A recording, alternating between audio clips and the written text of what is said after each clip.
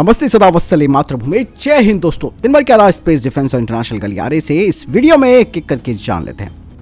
पहली खबर दोस्तों तीसरे एयरक्राफ्ट कैरियर को लेकर आ रही है और तीसरा एयरक्राफ्ट कैरियर बहुत ही ज्यादा महत्वपूर्ण होने जा रहा है भारतीय नौसेना के लिए। चुनौतियां लगातार बढ़ रही हैं। ऐसे में दोस्तों पार्लियामेंट्री स्टैंडिंग कमेटी ने अपनी सिफारिश संसद में यानी कि पार्लियामेंट पे रखी है, जिसमें कि तीसरे एयरक्राफ्ट कैरियर की सख्त जरूरत को बताया गया है। साथ ही ये भी कहा जा रहा है कि जो रिमोट स्ट्रेटेजिक आइलैंड टेरिटरीज हैं, वहां पर जो मौजूद मिलिट्री एयरफील्ड्स हैं, उसका कंपैरिजन हम एयरक्राफ्ट कैरियर से नहीं कर सकते हैं, यानी कि दोनों की अपनी अलग अलग भूमिका रहेगी। साथ ही कमेटी ने रक्षा मंत्रालय को अब इस पर गंभीरता से ध्यान देने की बात भी कही है कि तीसरा एयरक्राफ्ट कैरियर बहुत जरूरी भारतीय नौसेना के लिए हो गया है, क्योंकि इनमें से एक को ईस्टर्न फ्रंट और दूसरे को वेस्टर्न फ्रंट में तैनात किया जाएगा और तीसरे एयरक्राफ्ट कैरियर को स्टैंड बाय या फिर मेंटेनेंस के लिए रखा जाएगा, क्योंकि दोस्तों चाइना लगातार अपने एयरक्राफ्ट कैरियर्स की क्षमताओं को बढ़ा रहा है।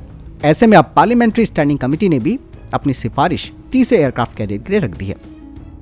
बढ़ते हैं अगली अपडेट की तरफ। दोस्तों आप सबको मालूम है कि डीआरडीओ और लार्सन एंड टुब्रो का जो लाइट टैंक है उसका अनावरण 2023 में किया जाएगा, जो कि प्रोटोटाइप होगा। और इस लाइट टैंक के बन जाने के बाद भारत भी लाइट टैंक प्रोग्राम की प्रतियोगिता में खड़ा हो जाएगा और ये ऑब्वियस सी बात है, कंपटीशन भी करेगा। और ये जो कंटेंडर है उनमें रशिया का स्पिट SDM-1, साउथ कोरिया का K-21, स्वीडिश CV-90 और साथ ही अमेरिका का लाइट टैंक प्रोग्राम, जिसे कि मोबाइल प्रोटेक्टेड फायर पावर के नाम से जाना जाता है। हालांकि अमेरिका ने इसे टाटा मोटर्स के साथ कोलैबोरेशन का भी ऑफर किया है, यानी कि दोनों साथ में मिलकर इस टैंक को बना सकते हैं।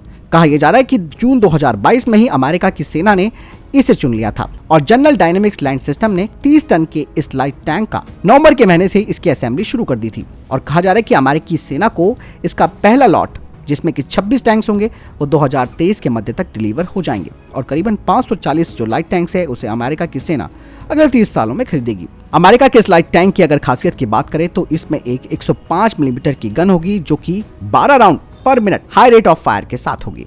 साथ ही इसमें 800 हॉर्स पावर का डीजल इंजन होगा और इसका स्वतंत्र यानी कि इंडिपेंडेंट कमांडर और गनर साइट होगी, वो भी हंटर किलर क्षमता के साथ। दोस्तों भारतीय सेना को अब हल्के टैंक्स पर ज्यादा फोकस करना होगा, चाहे वो रेगिस्तानी इलाका हो या मैदानी इलाका हो या फिर पहाड़ी इलाका हो, क्योंकि आपको मालूम है कि लाइट टैंक काफी फुर्तीले होते हैं और इन्हें परिवहन करना भी आसान होता है और रख रखाव भी इनका आसान हो जाता है। और सबसे बड़ी बात है कि इनका हायर फायर रेट भी होता है। इसके अलावा दोस्तों मैं ये भी कहना चाहूंगा कि भारतीय सेना को इन लाइट टैंक्स में लॉइटरिंग म्यूनिशन, हार्ड और सॉफ्ट किल एंटी ड्रोन क्षमताओं को भी इसमें लगाना होगा। बढ़ते अगले अपडेट की तरफ। दोस्तों कुछ खबरें सामने आई है जिसमें कहा जा रहा है कि सेना का सैलरी और पेंशन का बिल लगातार बढ़ रहा है। ऐसे में अब इसको मेंटेन करने के लिए कुछ ऐसे प्रस्तावों पर भी विचार किया गया है ताकि सेना को मॉडर्नाइजेशन प्रोग्राम के तहत आगे बढ़ाया जा सके और इस खर्चे को सेना के आधुनिकीकरण पर लगाया जा सके। यानी कि साफ तौर पर सेना पैसा बचाने की बात कह रही है। और 2 सालों से कोरोना की वजह से सेना में भर्ती नहीं हुई है, जिसके चलते सेना में 1,20,000 जवान कम हो गए। अब अग्निवीरों की भर्ती के जरिए भारतीय सेना बजट में कटौती करने की प्रयास कर रही है। वहीं ये भी कहा जा रहा है कि 2032 तक सेना में आधे सैनिक अग्निवीर हो जाएंगे। इससे सैनिकों की औसतन उम्र 32 से घटकर 24 से 26 साल ही रह जाएगी। साथ ही ये भी कहा गया है कि इसके 2 फायदे होंगे। सैनिकों की औसत उम्र कम होगी और तकनीक की अच्छी समझ रखने वाले युवा सेना को मिल पाएंगे। कुछ रिपोर्ट्स में यह भी कहा जा रहा है कि सेना में कुक, बार्बर, वॉशरमैन और राइफलमैन और सफाई जैसे पदों पर मैन पावर को घटाया जा सकता है, जिनकी संख्या करीबन सेना में 80,000 के आसपास है। यही नहीं दोस्तों, राष्ट्रीय राइफल्स के पुनर्गठन पर भी विचार चल रहा है। कहा यह जा रहा है कि राष्ट्रीय राइफल का भी पुनर्गठन किया जाएगा। इसे जम्मू कश्मीर में आतंकवाद से निपटने के लिए स्थापित किया गया था। शुरुआती दिनों में ये एक छोटी फोर्स थी, लेकिन अब इसकी 63 बटालियन हो चुकी है। साथ ही दोस्तों ये भी कहा जा रहा है कि जम्मू कश्मीर में अब आतंकवाद कम हुआ है। ऐसे में इस फोर्स का भी पुनर्गठन हो सकता है, यानी कि इसके सैनिकों में भी कमी की जा सकती है। दोस्तों आपको क्या लगता है, क्या सेना के आधुनिकीकरण करने के लिए ये जो सेना की तरफ से विचार रखा गया है, या जो हमारे रक्षा मंत्रालय के अधिकारी हैं उनकी तरफ से ये जो प्रस्ताव रखा गया है, जिसके तहत पेंशन का अतिरिक्त जो बोझ है उसे कम करके उसका इस्तेमाल सेना के मॉडर्नाइजेशन प्रोग्राम की तरफ लगाना चाहिए? आप कितना इस बात को लेकर सहमत है? आप अपने विचार जरूर दीजिए, क्योंकि कई जगह आपके विचार मैंने देखे, बहुत अच्छे सुझाव आप में से कई लोग देते हैं। इस बारे में आपकी क्या राय है मुझे कमेंट सेक्शन में लिखकर जरूर बताइएगा। बढ़ते अगली अपडेट की तरफ, जो कि तेजस फाइटर जेट को लेकर आ रही है। आने वाले समय में दोस्तों आप देखिएगा कि तेजस फाइटर जेट उम्दा हथियारों के साथ आपके सामने खड़ा होगा, क्योंकि दोस्तों भारतीय वायुसेना को मार्च 2024 में तेजस मार्क 1A का पहला लॉट मिल जाएगा। हालांकि इसमें अभी कुछ हथियारों का लगना बाकी है, जिनके अभी ट्रायल्स होने बाकी हैं। और इन हथियारों में अस्त्रा मार्क 1 और MBDA की ASRAAM क्लोज कॉम्बैट मिसाइल है। दोस्तों अब खबरें ये आ रही हैं कि तेजस मार्क 1A टेस्ट बेड से फायरिंग ट्रायल्स शुरू होंगे 110 किलोमीटर रेंज वाले अस्त्रा मार्क 1 और ASRAAM के 2023 के मध्य से। दरअसल अब तेजस मार्क 1A में एक डुअल पाइलॉन रैक लगा होगा जो कि इस फाइटर जेट की बियॉन्ड रेंज मिसाइल क्षमताओं को बढ़ा देगा। वहीं MBDA और HAL भारतीय वायुसेना से भी बात कर रहे हैं कि वे SCALP long range air launch stealth cruise missile को भी तेजस मार्क 1A एयरक्राफ्ट में लगाने की मंजूरी दे दे, क्योंकि इसका लोकल प्रोडक्शन भी भारत में होना है और स्कैल्प क्रूज मिसाइल का जो लोकल प्रोडक्शन है वो भारत डायनेमिक्स के द्वारा किया जाएगा। और यही नहीं, इसके अलावा तेजस मार्क 1A से रुद्रम 1 और रुद्रम 2 एंटी रेडिएशन मिसाइलों का भी टेस्ट किया जाएगा और साथ ही साथ ब्रह्मोस NG वेरिएंट का भी 2025 के बाद टेस्ट इस पर किया जाएगा। चीजें साफ हैं, एक घातक और बेहतरीन फाइटर जेट बनकर सामने आएगा तेजस मार्क 1A के रूप में। बढ़ते हैं अगले अपडेट की तरफ। DRDO की electronics and radar development establishment उत्तम मार्क 3 रडार पर काम कर रही है, जिसे कि भारतीय वायुसेना के Su-30 फाइटर जेट्स के लिए कस्टमाइज भी किया जा सकेगा, ताकि अगले 30 सालों तक सुखोई 30 फाइटर जेट यानी कि Sukhoi 30 MKI fighter jet relevant बना रहे।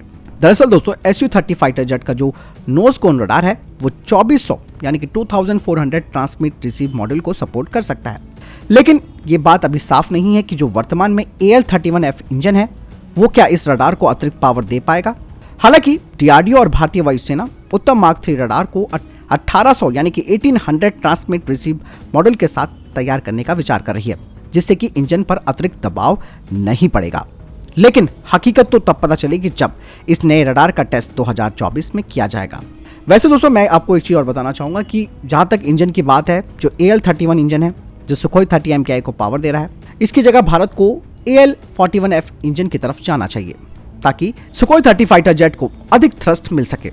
इससे सुखोई 30 MKI फाइटर जेट का जो इफेक्टिवनेस है यानी कि प्रभावशीलता है उसमें सुधार होगा। और सबसे खास बात यह है कि अगर सुखोई 30 MKI में गैलियम नाइट्रेट आधारित उत्तम रडार लगाया जाए तो ये तो सोने पे सुहागा होगा। आपको क्या लगता है मुझे कमेंट सेक्शन में लिखकर जरूर बताइएगा। बढ़ते हैं अगले अपडेट की तरफ। दोस्तों DRDO की combat vehicle research and development establishment ने एक टेंडर जारी किया है 600 हॉर्स पावर के ऑटोमेटिक ट्रांसमिशन कंट्रोलर और 600 हॉर्स पावर के इंटीग्रेटेड पावर पैक के डिजाइन डेवलपमेंट और मैन्युफैक्चरिंग के साथ साथ टेस्टिंग और सप्लाई के लिए। और कहा जा रहा है कि ये जो पूरा सिस्टम होगा वो 20 से 30 टन क्लास के जो आर्मर्ड व्हीकल्स है उन्हें सपोर्ट करेगा। यहां तक कि ये फ्यूचर इन्फेंट्री कॉम्बैक्ट व्हीकल का रास्ता भी साफ करेगा और एडवांस आर्मर्ड प्लेटफॉर्म का भी। दोस्तों जम्मू का राजौरी 24 घंटे में दूसरी बार दहल गया है और यहां पर आतंकियों ने अंधाधुंध फायरिंग की, जिनमें कि 4 लोगों की मौत हो गई और 6 लोग घायल हो गए। और ऐसे में आज फिर जो पीड़ित परिवार था उसके घर के पास एक IED ब्लास्ट भी किया गया है और इस धमाके में एक बच्चे की भी जान चली गई है और 7 से 8 लोग घायल बताए जा रहे हैं। स्थानीय लोगों ने इसके लिए काफी विरोध भी किया और लोगों ने आतंकियों के खिलाफ कड़ी कार्रवाई करने की मांग की है। और ऐसे में पूरा इलाका हाई अलर्ट पर है। सुरक्षा बल और पुलिस के जवान आतंकियों की तलाश में जुट गए हैं। वहीं खुफिया एजेंसी से जुड़े सूत्रों का कहना है कि पाकिस्तान प्रायोजित आतंकवादी संगठनों ने घाटी में माहौल खराब करने के लिए 4 संगठनों को जिम्मेदारी दे रखी है और ये जो चारों संगठन है वो POK के मुजफ्फराबाद से कंट्रोल किए जा रहे हैं ताकि माहौल कश्मीर घाटी में खराब किया जा सके। और इसमें ये जो 4 आतंकी संगठन है उनमें the Resistance Front, the People's Anti Fascist Force, Kashmir Tigers और कश्मीर जाबाज फोर्स जैसे संगठन है। और इन संगठनों ने स्थानीय लड़कों को इसमें शामिल किया है और ये पूरा संगठन पाकिस्तान के ISI के इशारों पर काम कर रहा है। साथ ही ये संगठन लश्कर-ए-तौयबा, जैश-ए-मोहम्मद, इसके अलावा हिजबुल मुजाहिदीन जैसे संगठनों से भी जुड़े हुए हैं। ऐसे में दोस्तों आप समझ सकते हैं कि POK को वापस लेना कितना जरूरी हो जाता है, क्योंकि ये जो आतंकी संगठन है इनका कंट्रोल POK से ही हो रहा है और सर्जिकल स्ट्राइक भी दोस्तों इसी वजह से की गई थी। ऐसे में POK की अहमियता अब ज्यादा बढ़ गई है। बढ़ते हैं अगली अपडेट की तरफ। दोस्तों चाइना के अब नए विदेश मंत्री किंग गैन बन गए हैं। इससे पहले वांग यी चाइना के विदेश मंत्री रह चुके हैं। ये जो नए विदेश मंत्री बने हैं किंग गैन, इन्होंने कहा है कि वो भारत के साथ बीजिंग के संबंधों को सुधारना चाहते हैं। बता दें कि वांग यी की जगह लेने से कुछ दिनों पहले किन ने how China see the world नाम के एक लेख में भारत चीन सीमा मुद्दे का उल्लेख किया था और उन्होंने कहा कि दोनों पक्ष स्थिति को सामान्य करने और संयुक्त रूप से अपनी सीमाओं पर शांति की रक्षा करने के इच्छुक हैं। इसके अलावा उन्होंने ताइवान के मामले में अमेरिका को दोषी भी ठहराया।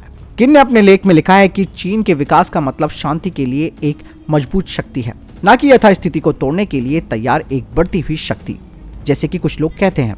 देखते दोस्तों चीन के नए विदेश मंत्री किंग गैन अपनी बातों पर कितना सहमत होते हैं ये तो आने वाला वक्त बताएगा। बढ़ते अगली अपडेट की तरफ। दोस्तों एक बड़ी अपडेट सामने आई है भारत चीन सीमा को लेकर, जिसमें कि बताया जा रहा है कि चाइना जो सलामी स्लाइसिंग करता था वो नहीं कर रहा है। आपको सलामी स्लाइसिंग का मतलब भी जानना बेहद जरूरी है। आखिर सलामी स्लाइसिंग होती क्या है? आपको बता दें कि भारतीय सेना के पूर्व प्रमुख रिटायर्ड जनरल मनोज मुकुंद नरवणे जी ने कहा था कि चाइना सलामी स्लाइसिंग कर रहा है। दरअसल चीन हर साल 2 से 3 बार इस तरीके की कोशिशें करता है। ये जो सलामी स्लाइसिंग है ये पूरी दुनिया में कोई नया शब्द या फिर कोई नई रणनीति नहीं है। आमतौर पर पड़ोसी देश कब्जे के लिए इस तरीके की रणनीति बनाकर उसको अंजाम देते हैं। आसान भाषा में अगर समझा जाए तो सलामी स्लाइसिंग पड़ोसी देशों के खिलाफ छोटे छोटे सैन्य ऑपरेशन चलाकर धीरे धीरे किसी बड़े इलाके पर कब्जा कर लेने की रणनीति को कहा जाता है। ऐसे ऑपरेशन इतने छोटे स्तर पर किए जाते हैं कि इनसे युद्ध की आशंका नहीं होती, लेकिन पड़ोसी देश के लिए ये समझ पाना मुश्किल हो जाता है कि इसका जवाब कैसे और कितना दिया जाए। चीन ऐसे कई छोटे छोटे ऑपरेशन चलाकर कई इलाकों पर कब्जा कर चुका है। उसने नेपाल के साथ भी ऐसा ही किया हुआ है। चीनी सलामी स्लाइसिंग किस तरीके से काम कर रही है ये समझाने की जरूरत नहीं है। और मिलिट्री टर्म में सलामी स्लाइसिंग का मतलब उस रणनीति को कहा जाता है जिसके जरिए कोई देश धमकी और समझौतों की प्रक्रिया में बांटो और जीतो का खेल खेलते हुए नए क्षेत्रों पर अपना कब्जा कर लेता है।